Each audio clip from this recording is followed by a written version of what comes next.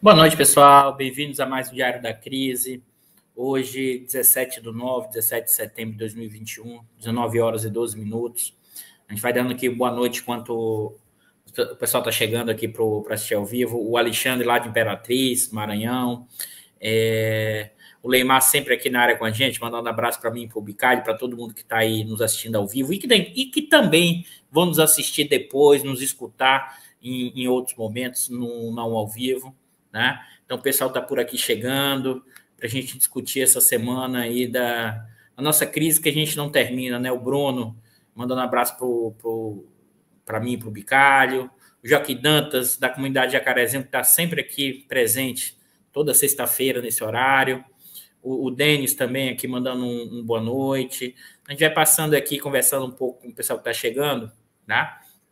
Para a gente começar o nosso diário semanal, toda sexta-feira, para a gente discutir, hoje com um título, né, enfático, né, é o butim estúpido. Né? Diário 75, já estamos aqui há 75 programas, né? O Cláudio de Sergipe sempre com a gente, e a gente vai tentar entender, aclarar, eu acho que está ficando mais claro os eventos do que aconteceu no 7 de setembro, e eu reforçando que acho que tem um efeito maior, inclusive, no 8 de setembro do que no 7 de setembro. A gente vai explicar isso melhor no diário de hoje. E a volta do Temer, né? A cena, aquele que nunca saiu, mas voltando de forma explícita, e a gente vai também discutir isso no diário de hoje. O Marcelo Melo, lá do leste de São Paulo, né? O Luiz está sempre aqui com a gente, Balneário Camboriú. Quase que eu acerto hoje, mas não consegui, Luiz. O Diego de Volta Redonda, né? A Inês, né? Está sempre aqui também de Pernambuco.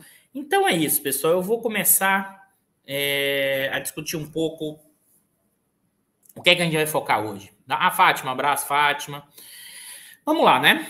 Eu acho que depois do último diário e alguns pontos importantes, eu acho que a gente tem que focar, né, em alguns elementos importantes para compreender esse momento exato. Eu acho que a gente tem que trabalhar aqui no plano, né, da conjuntura e da estrutura. Um abraço, Ana Paula. Ana Paula não pôde aparecer nos últimos programas e hoje ela está ao vivo aqui com a gente.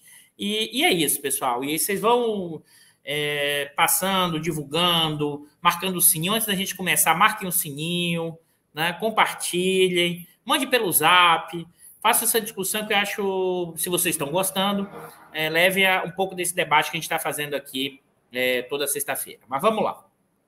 Né? Vamos lá, porque está na hora da gente começar. Tá?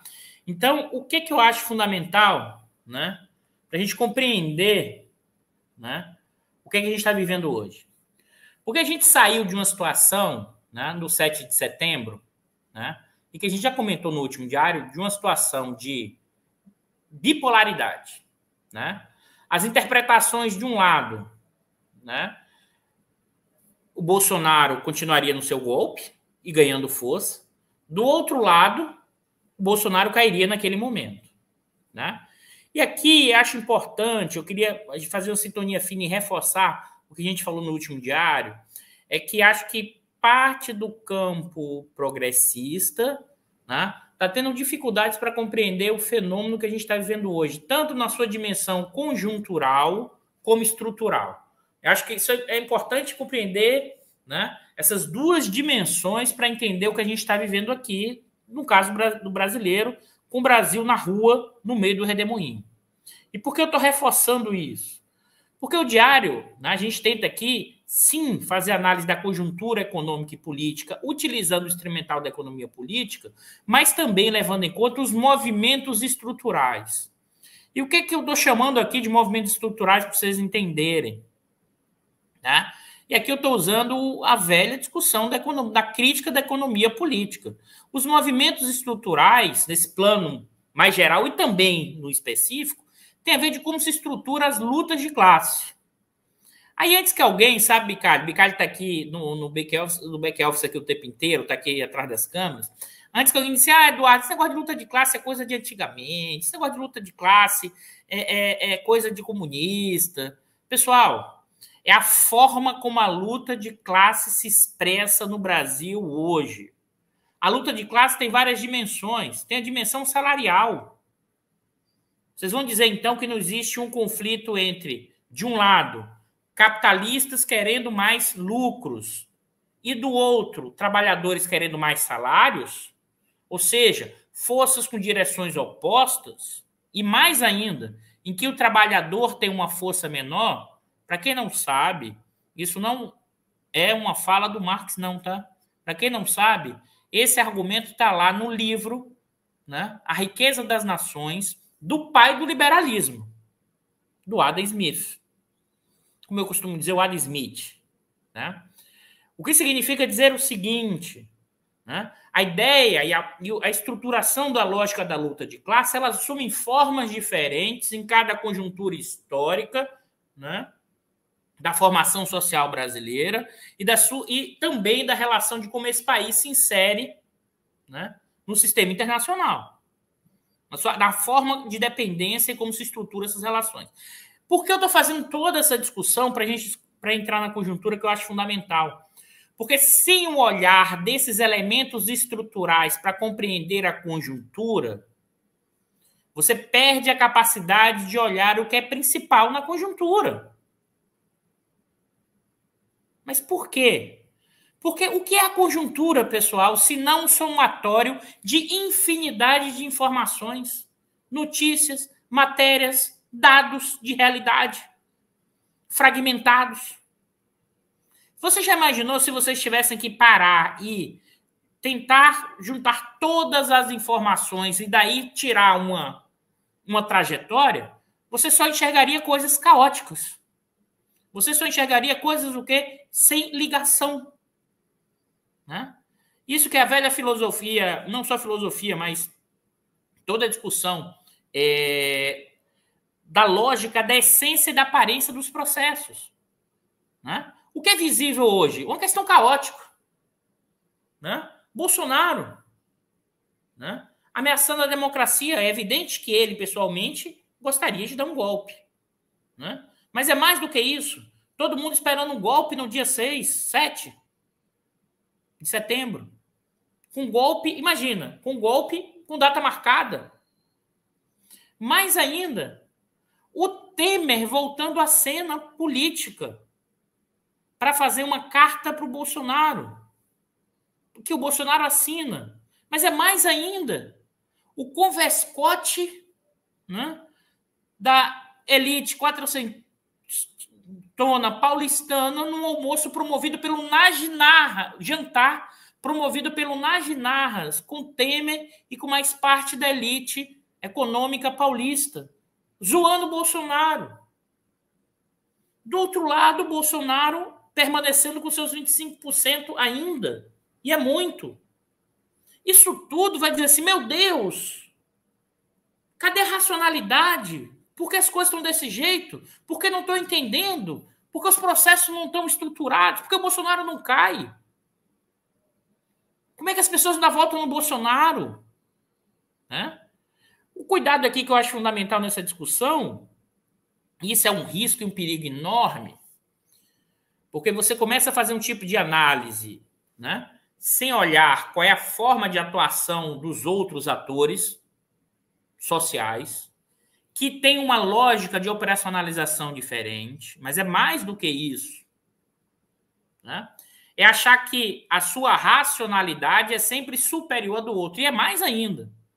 É achar que um discurso moral de que eu estou certo o tempo inteiro e eu tenho a verdade diante do outro.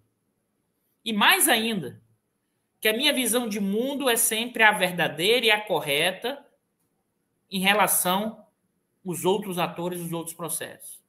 Ou seja, se a gente opera com categorias fragmentadas, opera com a ideia do somatório dos fatos conjunturais, você não chega a lugar nenhum para entender o que está acontecendo.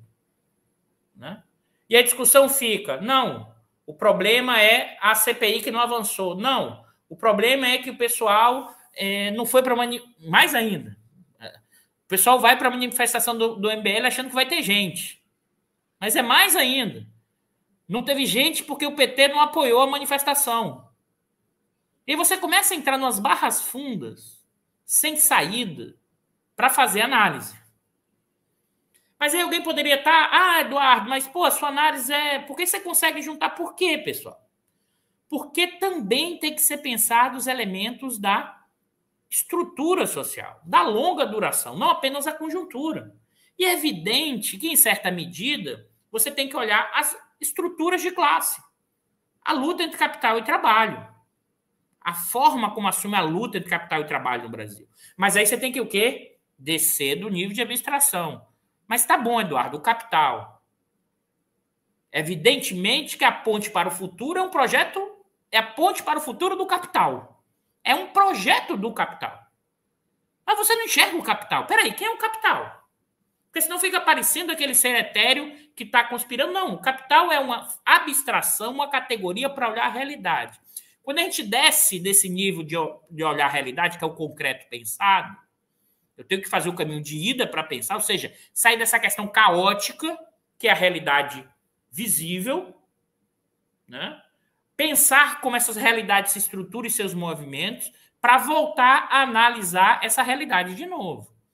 Aqui é a aparência e a essência dos processos sociais. E quando a gente volta para a essência desses processos sociais, você tem que ter o quê? Categorias, elementos para enxergar os rumos, as lunetas, para enxergar com uma lupa aquela realidade, sem perder de vista nunca que sempre a sua lupa é aquela que você acha melhor, mas ela não enxerga tudo.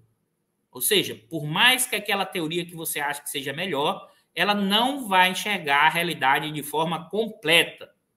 Esse é um dos grandes problemas hoje do cientificismo do século XIX e uma parte do mundo acadêmico, né? Uma parte do mundo acadêmico fica preso a essa visão. Isso vale para todas as correntes. Ficam apenas no nível de abstração mais alto para olhar a realidade. Isso significa dizer que vai acertar sempre. Tá? Agora, vamos voltar. Eduardo, alguém pode estar dizendo, o Eduardo está enrolando para falar da conjuntura. Não, pessoal. Analisar a conjuntura, você tem que entender os elementos estruturais desse processo, tem que ter flexibilidade para olhar a categoria e dizer assim, essa categoria aqui não dá tanto. O que é que a gente consegue observar? Tem ciência, tem arte, tem observação, né? E tem sentir também esse processo histórico que é a realidade. Agora, vamos lá, né? Que eu acho fundamental. Então, quais são os elementos estruturais para pensar esse processo no Brasil, Eduardo? Como eu falei, capital, ou seja, é a ponte para o futuro do capital. Mas quem é esse capital? Capital o quê? Quais frações são essas?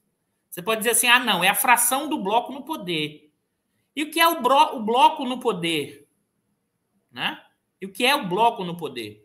São essas frações capitalistas que têm uma capacidade de mando no processo e comando na acumulação capitalista, mas também com forte influência dentro do Estado.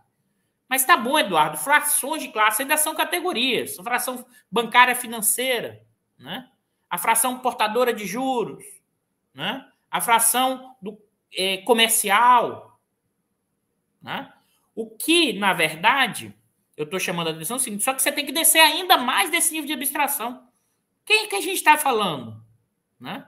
A gente está falando de quem? Do dono do banco A, B, C ou D.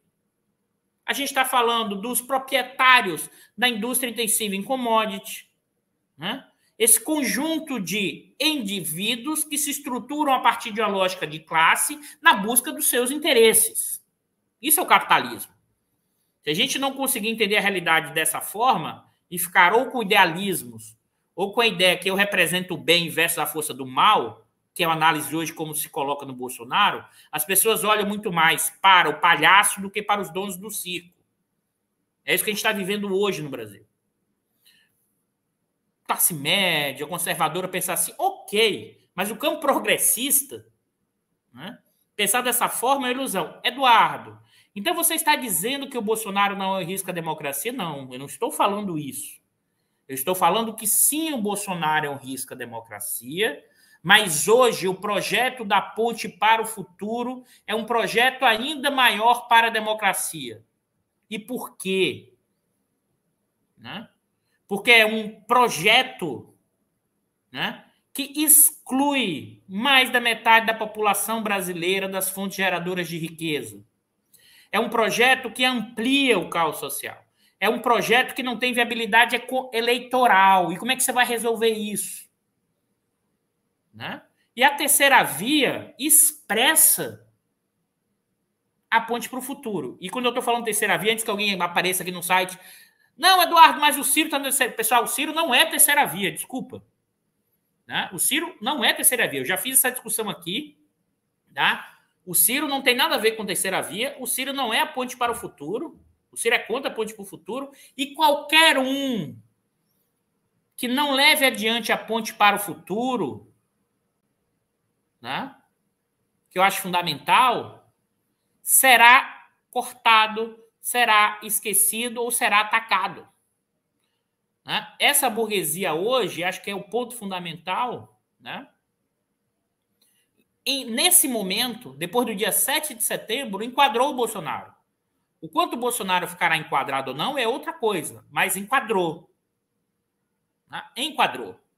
E enquadrou como? Com a representação em que o Temer fez nesse meio de campo.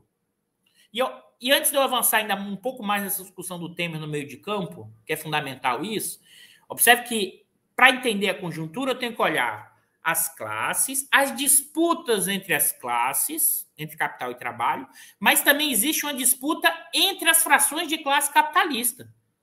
A burguesia, os capitalistas, os capitais, disputam entre si o tempo inteiro. E é uma concorrência que vai além da concorrência do mercado, é uma concorrência fraticida. Mas o que é que segura, em parte, essas disputas? A coordenação estatal. O Estado também tem como uma de suas funções coordenar o processo de acumulação, mas também coordenar as formas de extração e de exploração e a disputa entre eles. Se você tira esse Estado, ou você tem um Estado em crise que não consegue coordenar nem a disputa entre capitalistas, o que vira, e aí eu vou relembrar o exemplo aqui de Gilberto Bercovitch, quando deu, que eu achei muito ilustrativo no diário que ele teve por aqui. Em breve a gente vai voltar com o Gilberto aqui, que ele está lançando um livro muito interessante. A gente vai discutir o livro aqui no diário, ou no diário da sexta, ou no diário especial, tá? Mas qual é o ponto que eu quero chamar a atenção? O Bercovitch fez uma metáfora que eu achei importante. As companhias holandesas, quando aqui estiveram durante o período colonial, né, e que obtiveram determinado espaço territorial, né, na região da província de Pernambuco, ali tinham uma forte exploração da riqueza levada para a metrópole, que naquele caso, Holanda, né? Mas existia uma coordenação para estruturar o processo produtivo, econômico e as formas de exploração e dominação assentado no comércio da escravidão e na questão da produção de açúcar. E o Bercovitch fazendo a analogia é o seguinte, olha, não é nem uma companhia das Índias no sentido de coordenação do processo. Seriam piratas desembarcando e saqueando. Né? E quando piratas estão saqueando, eles vão disputar o saque na porrada. Né? E observe isso. Então, para entender as conjunturas, tem que entender os vários planos de abstração de como se estruturam as formas da luta de classe. Mas é mais ainda.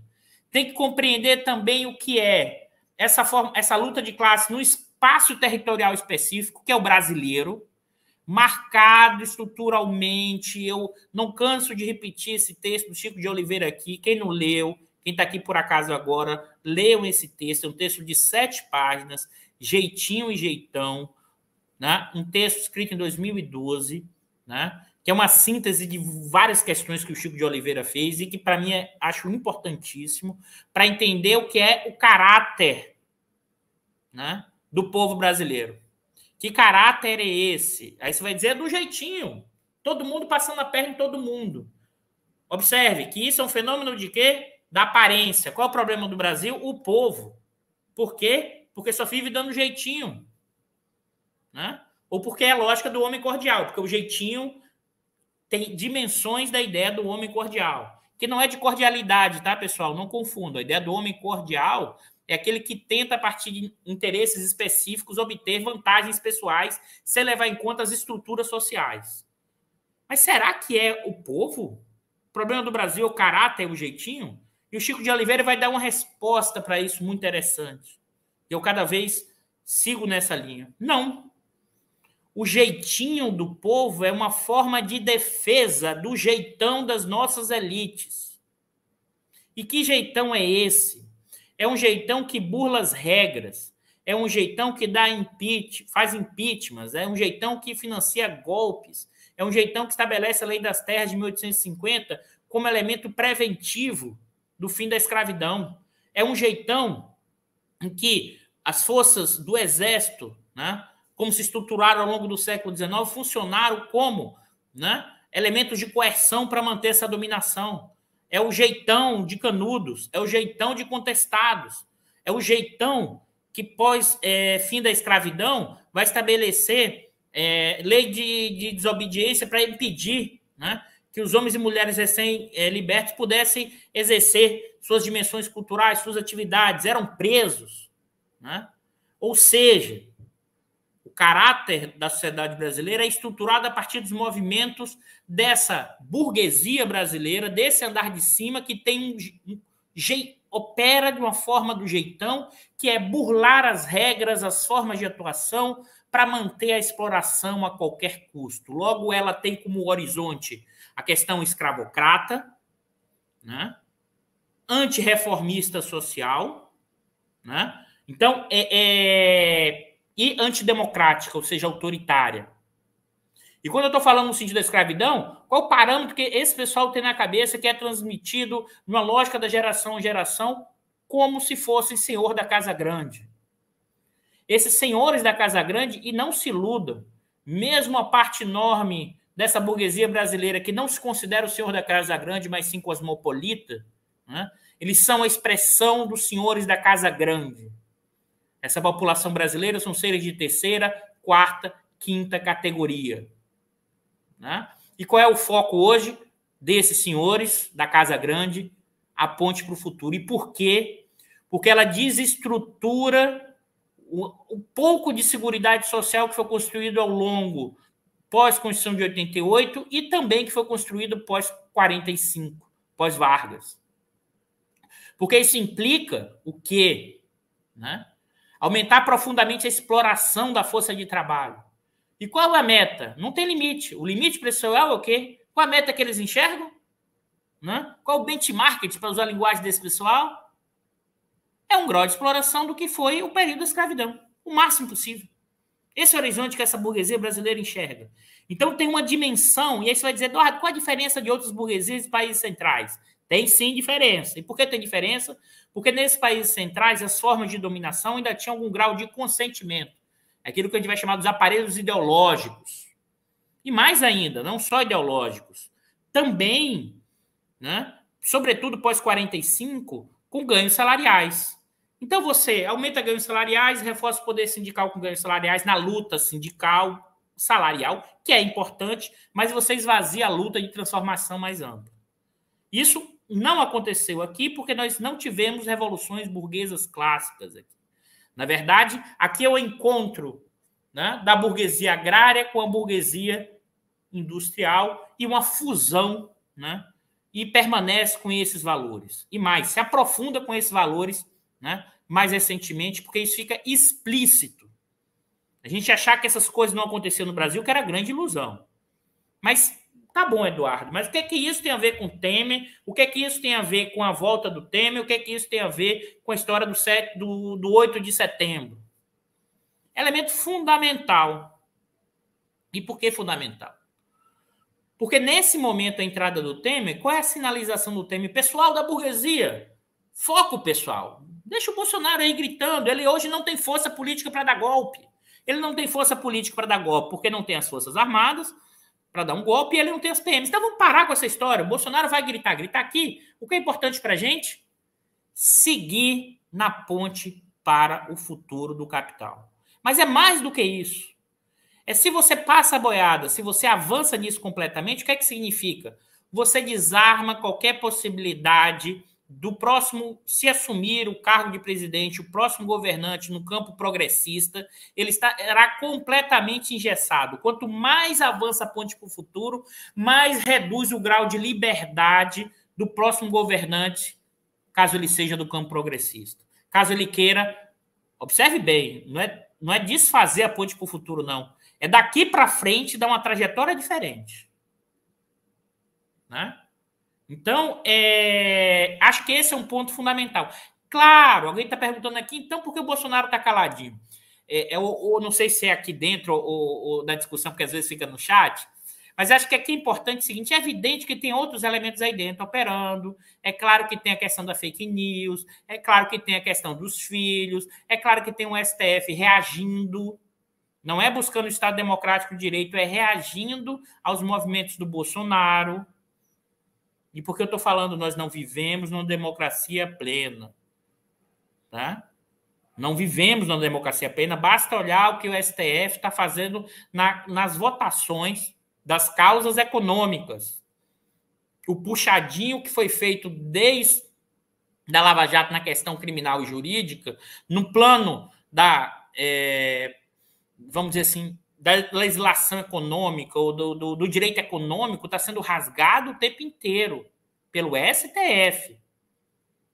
Né? O que significa dizer o que o Temer fez? O que o Temer fez? Falou, pessoal, vamos parar com isso. E não há dúvida, pessoal, que de informações de várias pessoas, o Lira saiu consultando líderes partidários para ver se o impeachment dava. E conseguiu bastante apoio. Né? E pressionou o Bolsonaro. E o Bolsonaro, eu não sei se o Bolsonaro chamou o Temer que se apresentou, né? Foi lá assinar uma carta, fazer uma carta e para dizer o seguinte: Bolsonaro, se comporte, você vai ficar quieto que não vai ter impeachment. Né? E o que isso implicou? Isso sinalizou para o Bolsonaro uma fraqueza. É evidente que sinalizou uma fraqueza. Porque mesmo o Bolsonaro querendo o golpe, né, ele não tem força para dar o golpe. Isso está explícito. Ele vai ficar balançando? Vai. O Bolsonaro continua com força? Vai. Continuar com certa força, sim. Basta olhar a última pesquisa eleitoral, pessoal, que saiu hoje do Datafolha.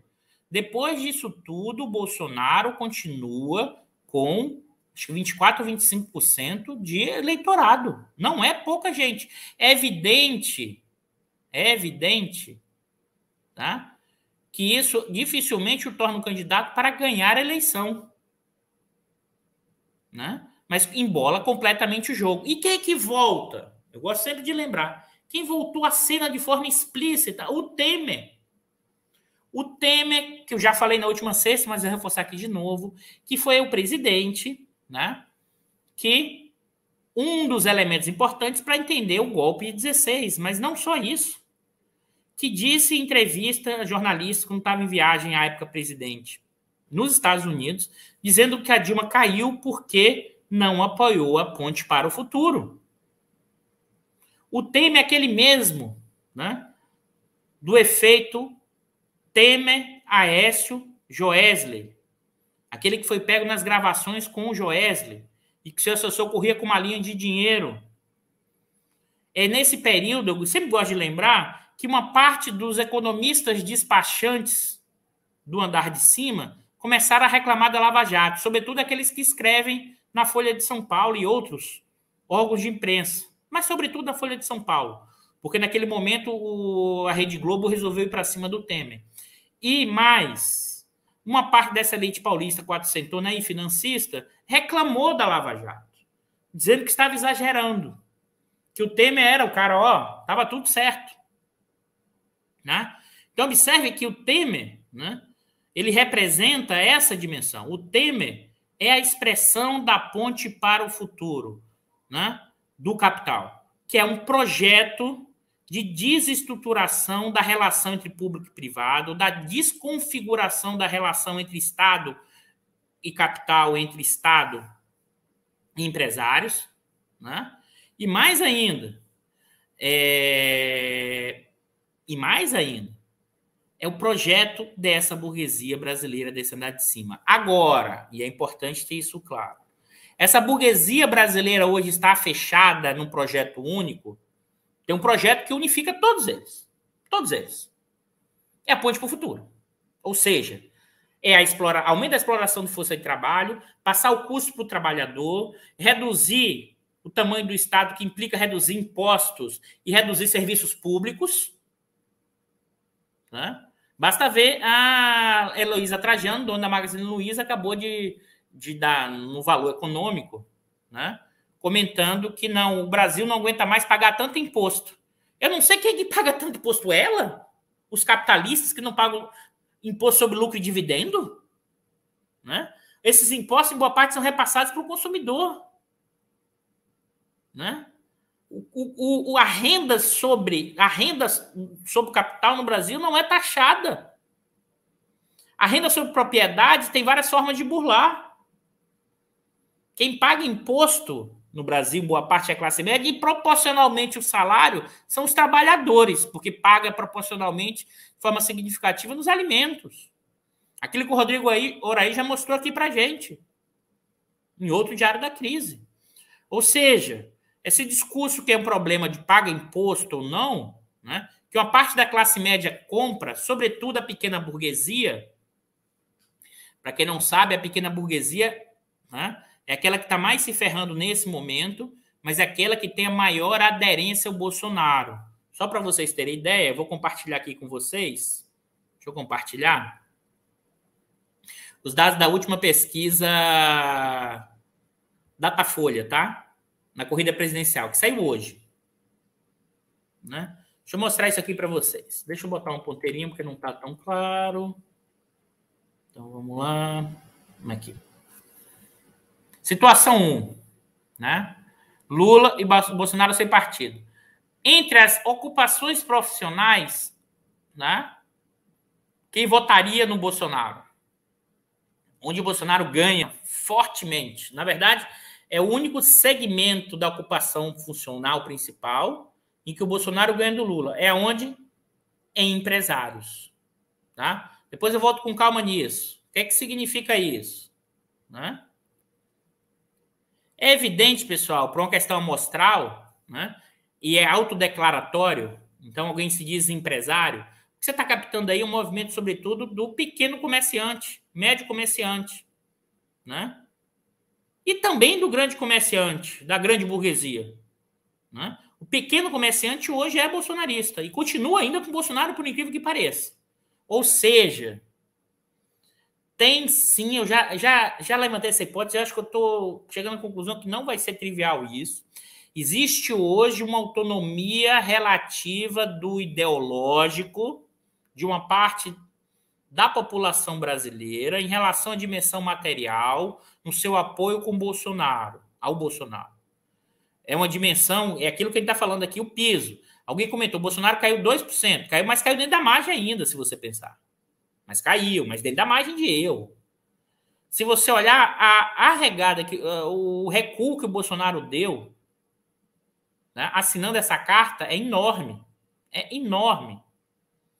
Porque esses segmentos bolsonaristas de extrema-direita queriam o Bolsonaro corajoso, queriam o Bolsonaro partindo para cima. E ele deixou de movimentar essa base. Por outro lado, por mais incrível que pareça a situação, sui generis, né? É aquele almoço que toda hora eu estou confundindo, o jantar do Temer junto com parte da elite quatrocentona paulista. Sendo o filho do Marinho, que é comediante, jornalista da Rádio Jovem Pan, né? Imitando o Bolsonaro e todo mundo dando risada. E isso espalha. A minha sensação é que aquilo era o quê? Era o quê? Né? Não, vamos desmoralizar o Bolsonaro, porque esse que é o jogo que está rodando.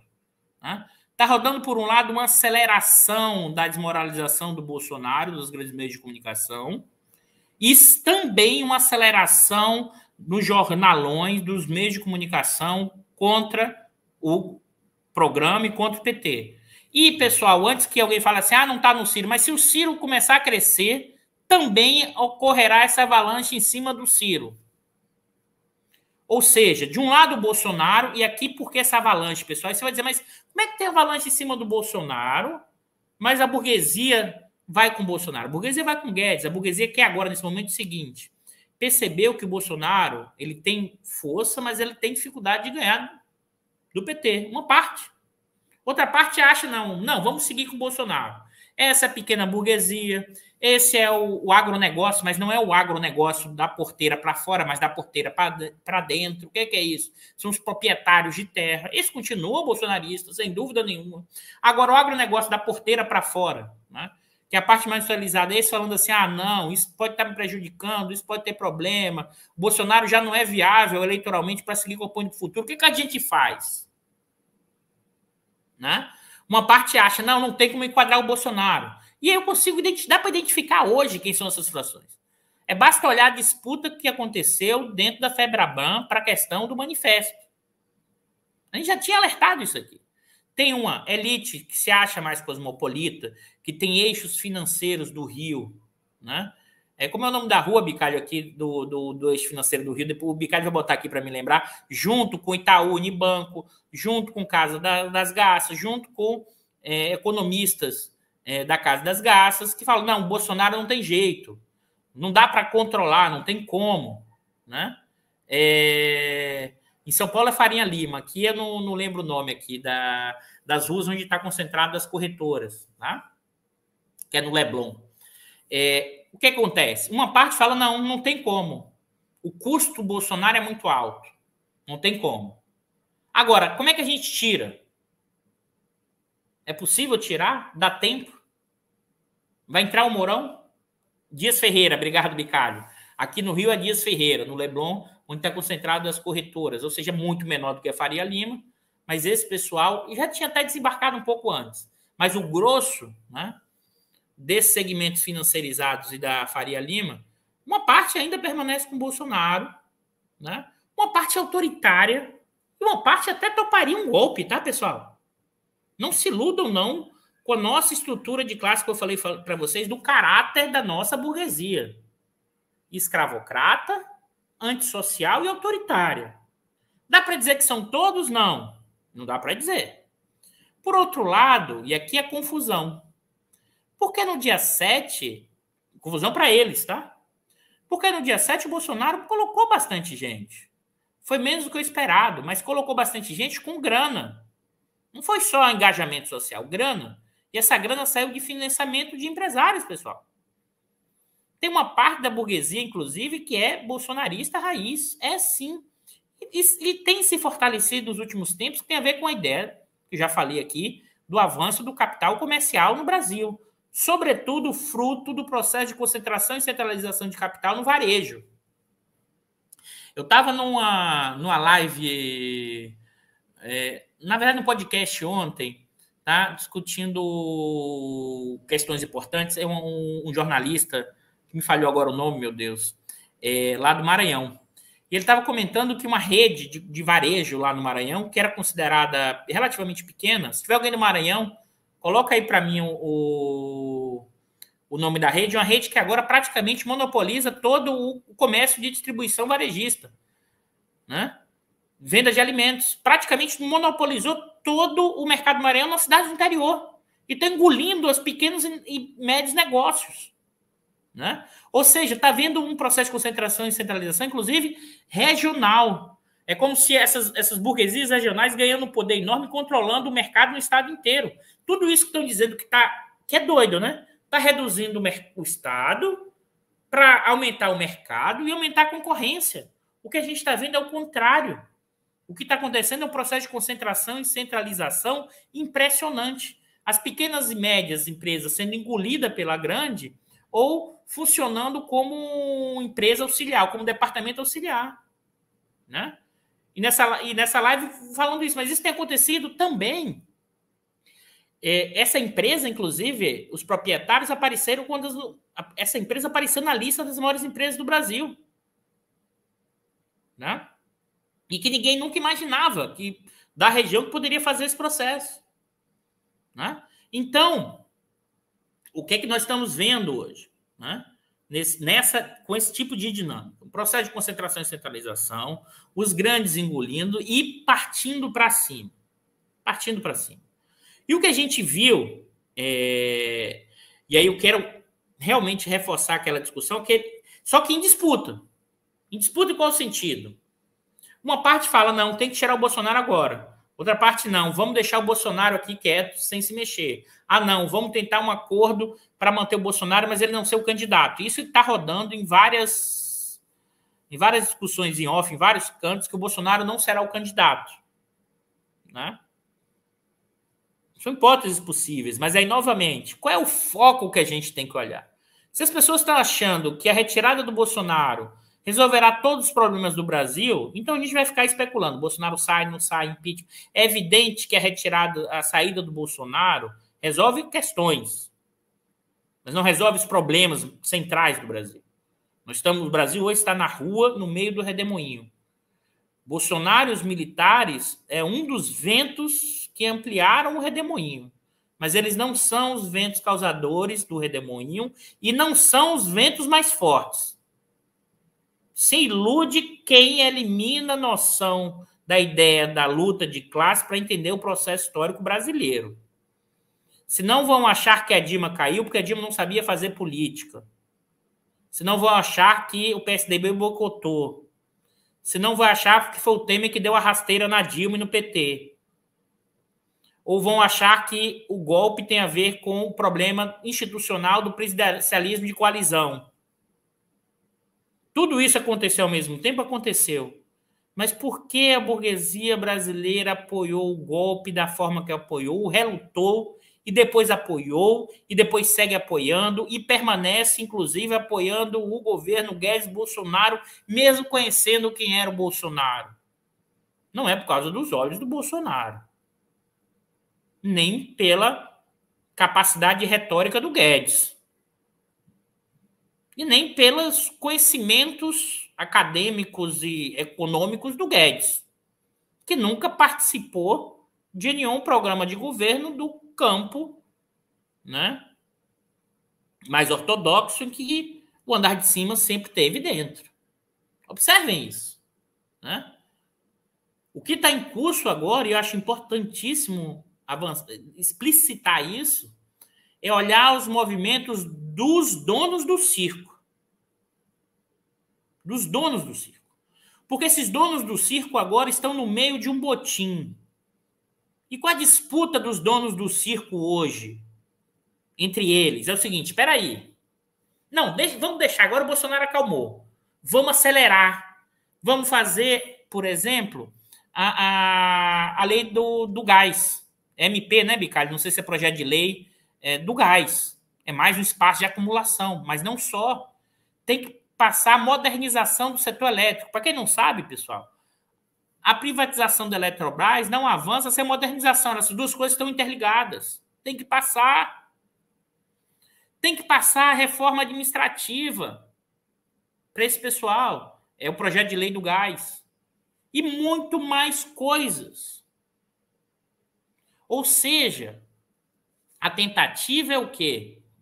A tentativa desse pessoal, né, é uma parte fala, não, deixa o Bolsonaro aí, a gente passa a boiada, a gente engessa um novo governo de realizar coisas. Engessa como? Como você vai mudando constitucionalmente, você teria que ter uma sequência de coisas e regras para serem feitas muito difíceis de serem realizadas. Né? Então você vai destruindo, é muito fácil você destruir e engessar do que você construir. Então você vai constitucionalizando a ponte para o futuro. Né? Constitucionalizando. Aqui a Luísa está aí. Os militares não é parte dos donos do circo? Não, Luísa. Os militares, não, na minha leitura, eles não são os donos do circo. Né? Os militares são aqueles que, em alguns momentos, funcionam como palhaço, mas, em alguns momentos, são o leão, que o dono do circo pode direcionar ou não para o processo. Se você observar os militares hoje, em boa parte acham que o problema do Brasil é a ponte para o futuro. Tem que avançar na ponte para o futuro. E talvez mudem um pouco agora essa visão por causa da questão eleitoral, porque eles querem ficar dentro, onde estão. Né? É evidente que os militares hoje estão na boquinha, mas eles não são o dono do circo. Eles são os funcionários que ganham bem no circo. Para manter o quê? Para manter as coisas sob controle. Para manter... E aí, aqui o Bolsonaro também desarmou e gerou um problema. Quando o Bolsonaro assinou aquela carta, mostrou o seguinte, olha, dificilmente os militares darão um golpe clássico. E eles vão ao quê agora? Não vão mais conseguir ficar balançando as arminhas que eles ficavam o tempo inteiro desde o Twitter do Vilas Boas. Eduardo, você está dizendo que os militares não têm as armas? Não, estou dizendo que isso pode dar muito problema. Militares, PM têm armas, isso pode gerar problemas, eles exercem o poder da violência. Ninguém está brincando com isso. Tá? Ao mesmo tempo, o custo de fazer um movimento desse, aparentemente, é muito baixo deles realizarem nesse momento, enquanto o Bolsonaro estiver no poder ou até 2022. Mais para diante não dá para saber. Mas eles não são donos do poder. Né? Eles estão muito mais, né, para os funcionários desse pessoal. E eles sempre tiveram esse papel histórico, por incrível que pareça. Mesmo em 64. Mesmo em 64, eles assumiram o poder e coordenaram e condenaram os capitalistas, mas mesmo isso, eles se viram como uma instituição bonapartista para estabilizar o sistema. Agora não. Ele, o Bolsonaro, amplia a crise. Eles não funcionam como instituição bonapartista. Por quê? Porque eles não têm nenhum tipo de projeto. O projeto deles, ideológico, né, que seria da doutrina, mas eu vou chamar de ideológico mesmo, é a ideia do marxismo cultural, que é um elemento importante hoje, ideológico, para justificar para eles o combate que eles estão fazendo, que significa entrar na boquinha do Estado e ganhar salários enormes, né, um contingente enorme e com a baixíssima capacidade de gestão, com a baixíssima capacidade de organizar as coisas. Isso vai do Pazuello a vários outros setores que eu não vou nem entrar aqui no mérito. Eles não são bons gerentes. Eles têm baixíssima capacidade de gerenciamento, né? E de organizar o público.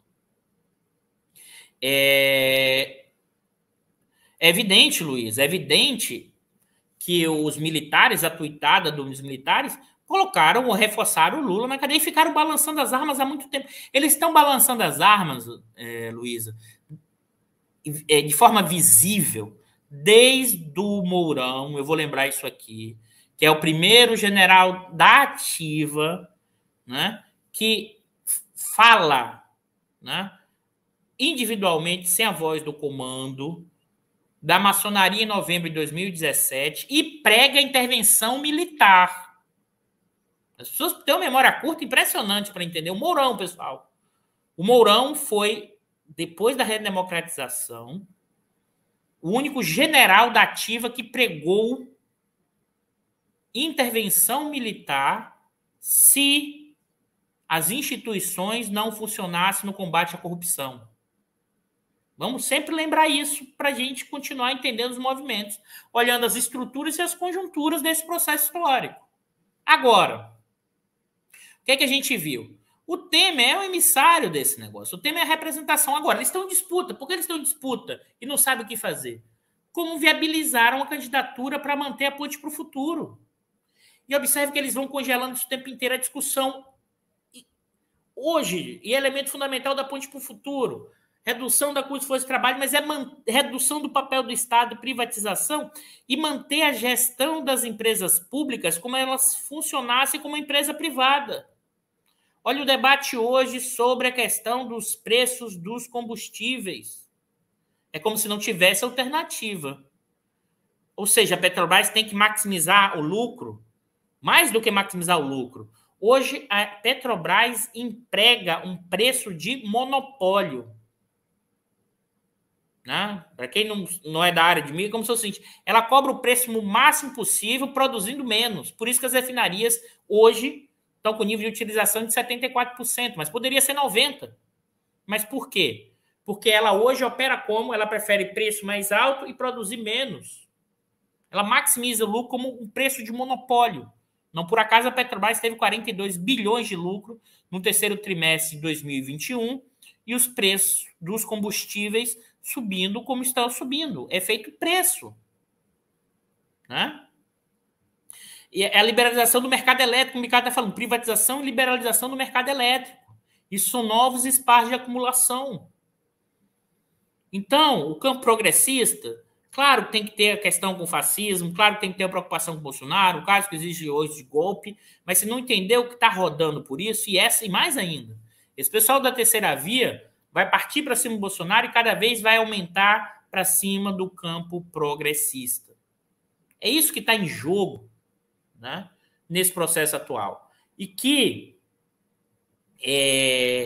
Mas observe, e alguém poderia estar dizendo, Eduardo, mas a população está enxergando? Não, está enxergando. Olha, se você juntar a pesquisa última eleitoral, né? Deixa eu mostrar esse dado aqui. Deixa eu compartilhar para vocês, tá?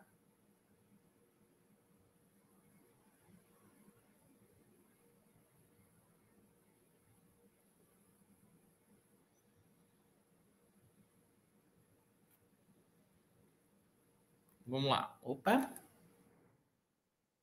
Vamos olhar a última pesquisa eleitoral no que diz respeito à questão, tá, da renda familiar mensal. O Bolsonaro tem o menor... Porque o Bolsonaro, vamos lá, né? O Bolsonaro tem quanto? Situação A? 20... Opa! 13 a 15... 26%. Tá? Olha quanto o Bolsonaro tem acima de 10 salários mínimos. Renda familiar. 42%. Entre 5 e 10 salários mínimos. 42%.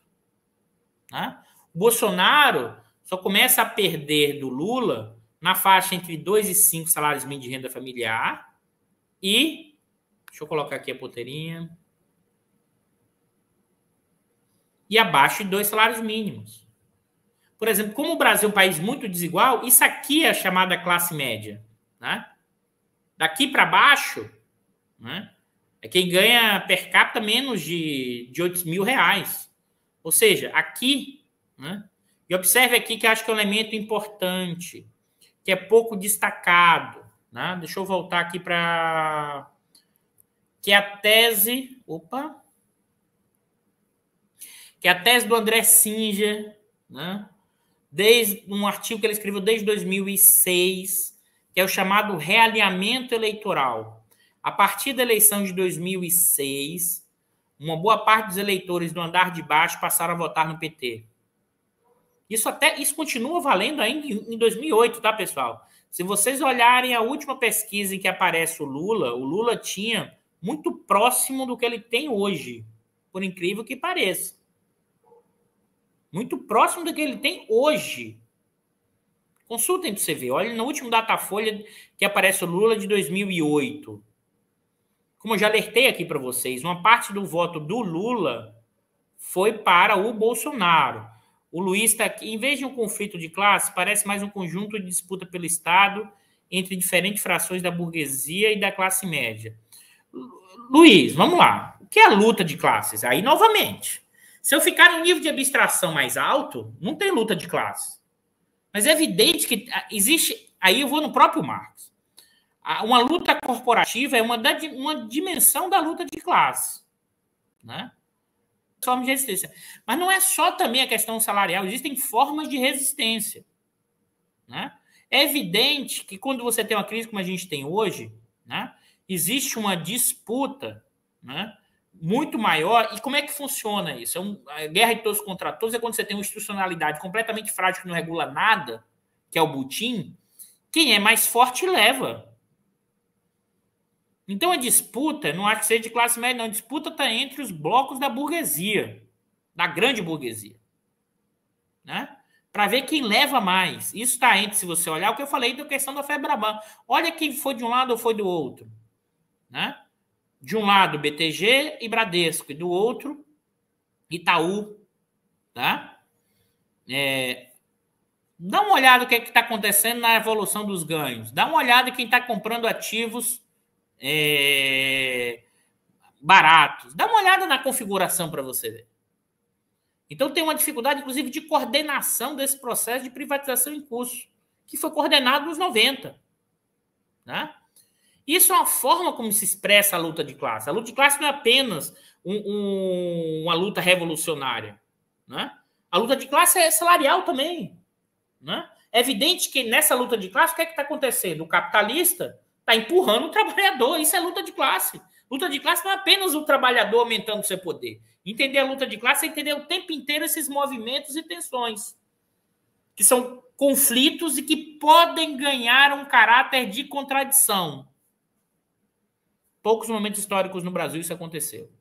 O que não significa dizer que não tenha luta de classe. Né? O que não significa dizer que não tenha luta de classe. Compreender a história a partir da luta de classe é exatamente entender esses movimentos de tensão, de disputa, e quando isso pode gerar uma contradição maior e uma transformação mais ampla. Né? Então, necessariamente, o que é que você tem? Uma empurra, piora, como o Luiz está falando aqui. É uma luta de classe? É luta de classe. Só que os capitalistas estão empurrando os trabalhadores para se ferrarem mais. E esses trabalhadores se agarram muitas vezes em quê? E aqui a gente tem que pensar nas dimensões maiores do que a luta de classe. Ela tem que ser pensada na dimensão econômica, política e ideológica. Essas três dimensões são separadas, mas são juntas. É evidente, né? O que é que isso implica? Né? Formas de lutas diferentes. E é claro, pessoal, novamente eu estou reforçando aqui, nós ainda, na minha leitura, permanecemos no 18 Brumário do Piniquim. As instituições brasileiras estão completamente sem credibilidade. Né? Ou seja, 1% da burguesia detém a riqueza. Então, isso está se ampliando. Né? Eu acho, Tony, a discussão assim, eles tentam até controlar mais mesmo, mas a dificuldade porque o Estado hoje permanece em crise. Acho que esse é o ponto. Assim, eu sei que eu falo isso, eu repito isso o tempo inteiro, porque se não tivesse nessa crise, eles estavam coordenando muito melhor. Não estava passando jabuti na privatização da Eletrobras, não estava empurrando outros elementos dentro da história. E por quê? Porque a ideia é passar rápido para evitar que você mude depois, para você institucionalizar. Se tivesse tão estruturado a partir do Estado, né, os caras não tinham tanto sobressalto, eles não tinham apoiado o Bolsonaro, pessoal. O Bolsonaro é aquele candidato do possível naquela conjuntura. É evidente que essa burguesia brasileira sempre quer isso, mas a gente tem que olhar a história como um movimento contínuo o tempo inteiro. Por quê? E aí qual é o risco? Se a gente não olha a conjuntura, a luta, onde é que está de um lado ou do outro, os movimentos, o internacional, a gente parte de uma ideia que é o seguinte, olha, a burguesia ganha, ela controla o Estado, o comitê da burguesia é o Estado, e como a burguesia domina o Estado, logo eu já sei o final da história ad infinito. Né? Ou seja, aqui, e aí o referencial que eu estou usando, as hipóteses que eu estou levantando, em determinadas conjunturas históricas, poder de Estado se separa do poder de classe. É o que a gente chama de autonomia relativa. Em alguns momentos, o Estado, inclusive, pode criar burguesias. O Estado pode direcionar processos históricos outros, não necessariamente está sendo controlado o tempo inteiro pela burguesia. Isso é a ideia de autonomia relativa. Tá? Então, acho que esses são os pontos importantes. E aí, né, que eu queria reforçar, que é o seguinte, isso é o motim que a gente está vivendo. Então, o motim para saquear rápido e, ao mesmo tempo, constitucionalizar a ponte para o futuro. Acelera, para impedir que o quê? Que esse pessoal seja responsabilizado e cobrado pelo butim, pelo roubo. Então, eu vou criar condições para que eu não seja condenado pelo jeitão do Chico de Oliveira, que é burlar as regras para manter o status quo, o lucro e aumentar a exploração. Né? E, nesse sentido, eu vou reforçar aqui o que eu tenho falado e isso para alguns do campo progressista, pode soar como, vamos dizer assim, alguém que não esteja pensando nas lutas de classe, nas transformações, mas o que eu acho que é fundamental entender é uma coisa. Hoje, a forma como a luta de classe opera no Brasil, uma política, uma mudança, uma proposição ou um projeto que encampe investimento público, alíquotas elevadas de pagamento de lucro e dividendos,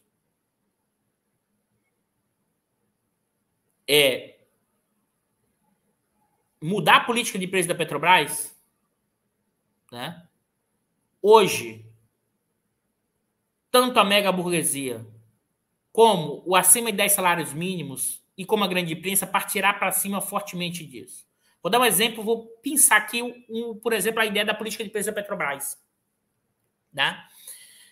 Uma parte expressiva dessa classe média alta e de outros fundos de investimento nacionais e estrangeiros tem o quê? Ações da Petrobras.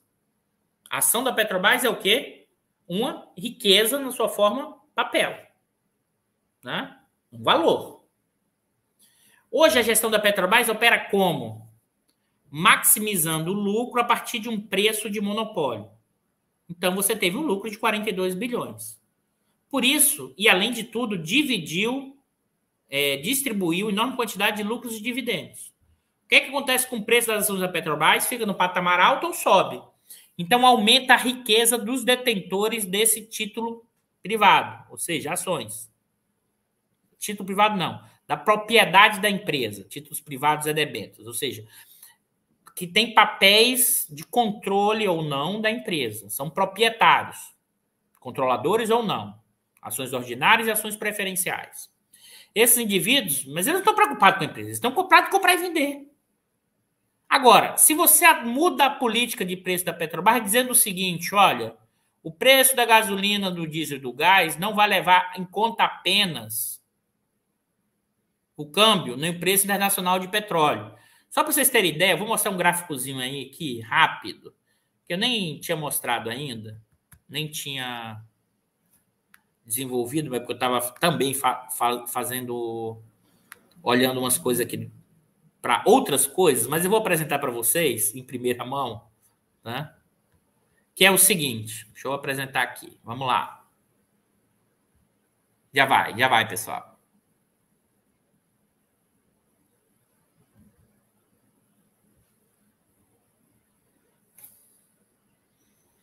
Vamos lá. Vocês já estão vendo aí, pior que eu nem tinha colocado isso aqui, mas deixa eu fazer aqui uma coisinha. Então, vamos lá. Vai ficar mais visível para vocês, tá? O que é isso aqui, pessoal? Isso é um gráfico, né? Que eu estou mostrando os preços do petróleo e os custos de produção do EP do petróleo, tá? Então, deixa eu botar um ponteirinho aqui. Ah, não vou conseguir botar ponteiro aqui. Mas vamos lá. Opa. Então, vamos lá. Então, por exemplo, o preço do petróleo, né? Deixa eu ver se fica um pouco maior aqui, porque vocês não devem estar enxergando direito. É que eu não ia apresentar isso hoje não, pessoal, mas vamos lá. O preço do petróleo Brent em dólares. Esse vermelhinho aqui, tá? Então, observe, ó. Tá caindo, caiu durante o auge da pandemia, que é o segundo trimestre do ano passado, e voltou a subir, tá? Aqui é o preço, observe que está no patamar, olhe bem, tá? Está no patamar, aqui está 68 dólares o barril, está no patamar menor do que no terceiro trimestre de 2008, bem menor, que era 75. Agora o preço em reais, tá vendo? Ó? Subiu muito mais, porque isso tem a ver com o quê? Com a desvalorização cambial. Aí eu posso perguntar para vocês, Eduardo, e você poderia, mas Eduardo, os custos de produzir petróleo não depende do câmbio? Né? Aí eu mostro com dados para vocês aqui. Ó. Uma parte, qual parte? As participações governamentais, que são os royalties e outros tipos de impostos. Porque é o quê? O preço em real. Tá vendo aqui, ó, o verdinho? Observe que quando o câmbio aqui se valoriza, observe que aumentou ó, de forma expressiva e seguiu a tendência. Agora, isso representa quanto? Né? R$65 por barril um custo. Tá? Sendo que o preço do Brent em reais é quanto? 364. Então, o custo de produção associado à participação governamental, R$65. O custo de extração, que é o lift custo, que é o custo de extrair petróleo, né, é de 33,8, que é esse azulzinho aqui de baixo. Observe que o quê? Mesmo com a elevação do petróleo, do preço do petróleo, fruto em parte da desvalorização cambial, tá? O lift custo, né, que é o custo de extração, permaneceu no mesmo patamar. A mesma coisa, os chamados custos de depreciação, depleção e amortização, né? Que é o custo de depreciação associado à produção unitária, que permaneceu o quê? Relativamente parecido, até caiu, porque aumentou a produção, né? O que eu estou querendo mostrar com isso, para vocês entenderem aqui? Vamos voltar para agora de projetar.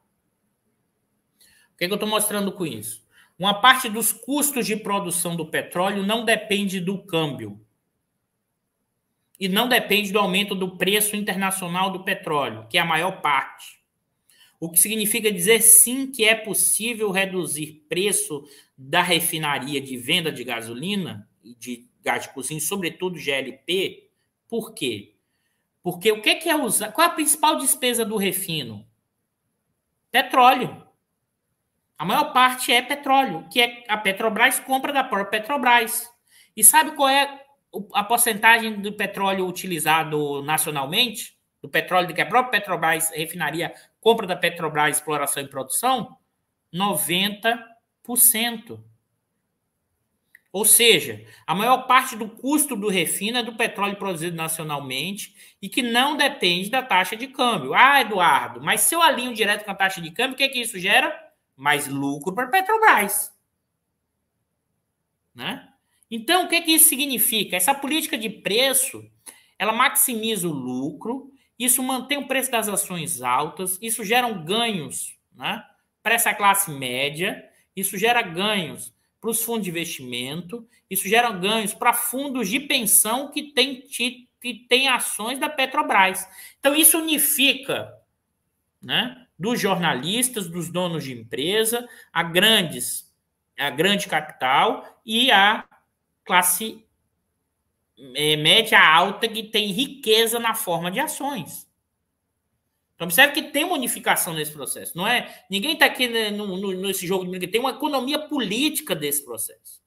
Então, observe que o Botín se opera nessas múltiplas dimensões, que eu não vou entrar no detalhe das outras, mas, sobretudo, aqui no processo de privatização. É isso mesmo, o Nico está aqui, apareceu, o Nico Suc, que coloca ele para aí, Bicalho. Ele é esse ser que fez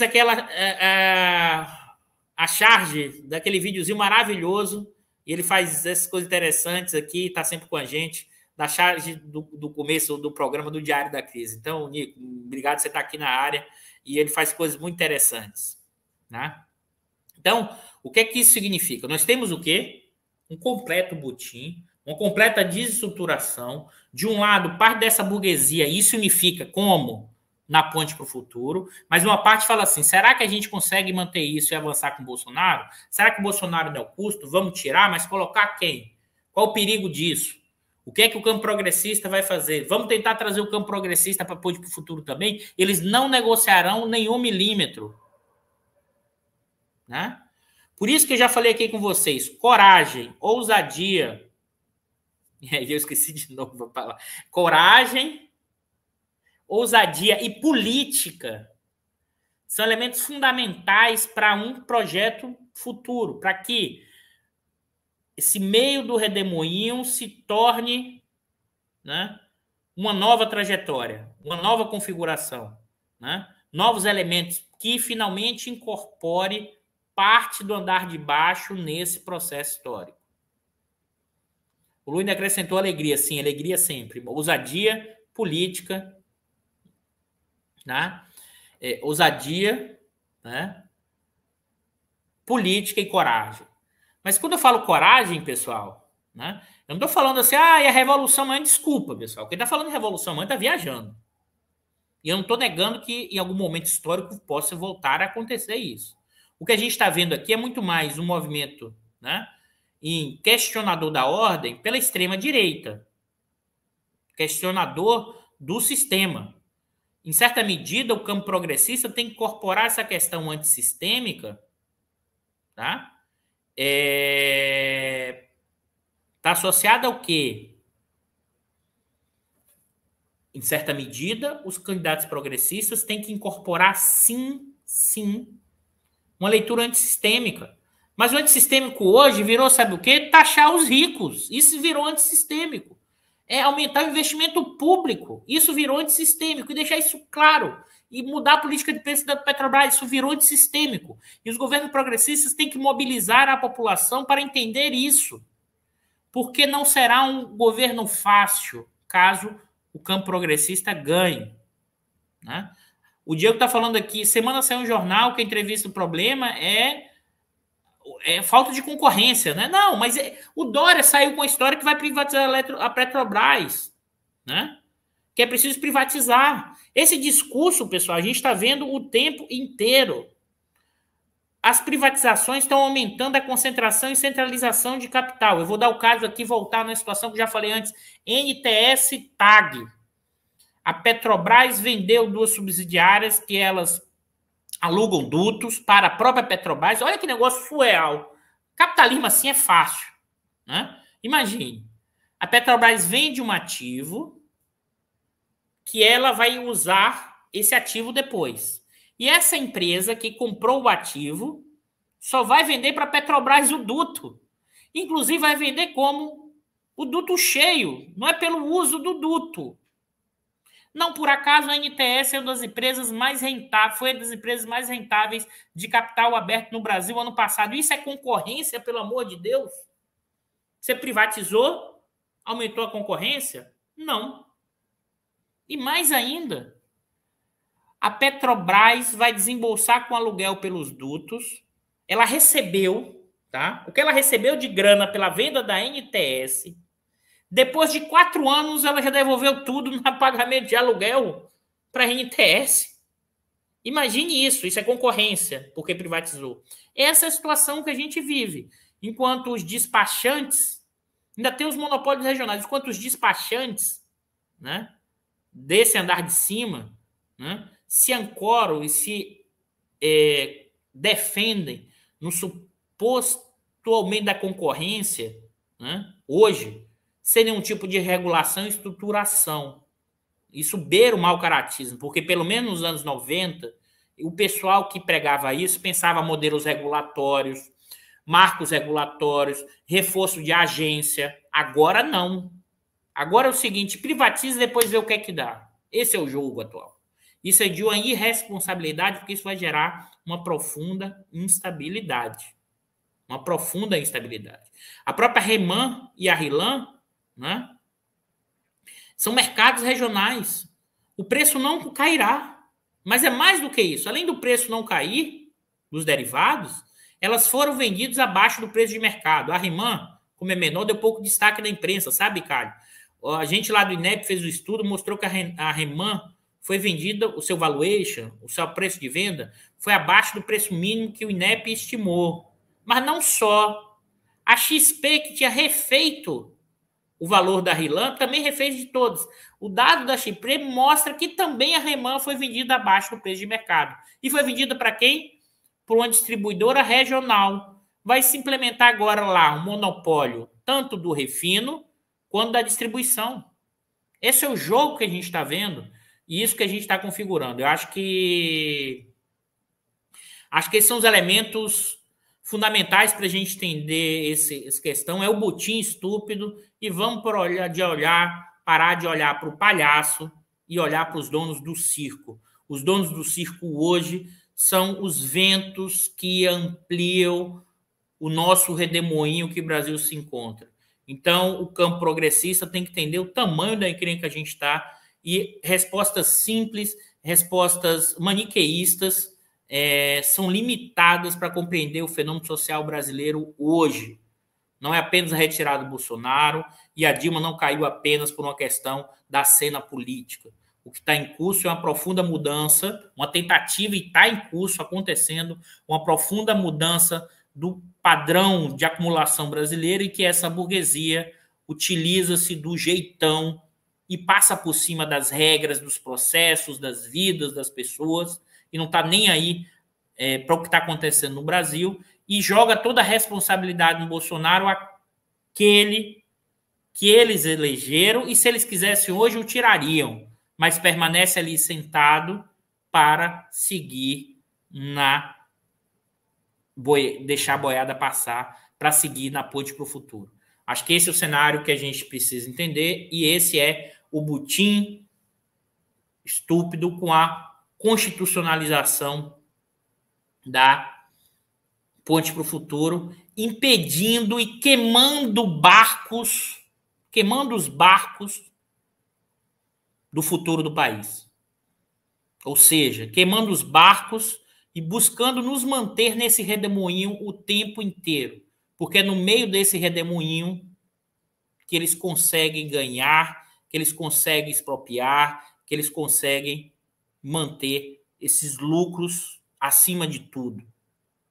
Né? Acho que esse é o recado que hoje o Diário queria passar para vocês. E se vocês gostaram, marque com... Agora é de youtuber, né, pessoal? Marque com o sinozinho, compartilhem, e seguimos tentando compreender esse processo e analisando a realidade e pensando nas transformações, né? E na necessidade de compreender que teremos uma longa jornada, mas que não necessariamente precisamos ficar presos nesse redemoinho o tempo inteiro. Mas é saber, e eu vou terminar com isso, que a questão hoje, na conjuntura atual, é olhar mais para os donos do circo do que para o palhaço. É isso, pessoal. A gente encerra o diário por aqui. Boa noite, obrigado a todos, bom final de semana. E seguimos. Vamos ver se a gente traz algum convidado ou eu continuo na semana que vem. Abraço, pessoal.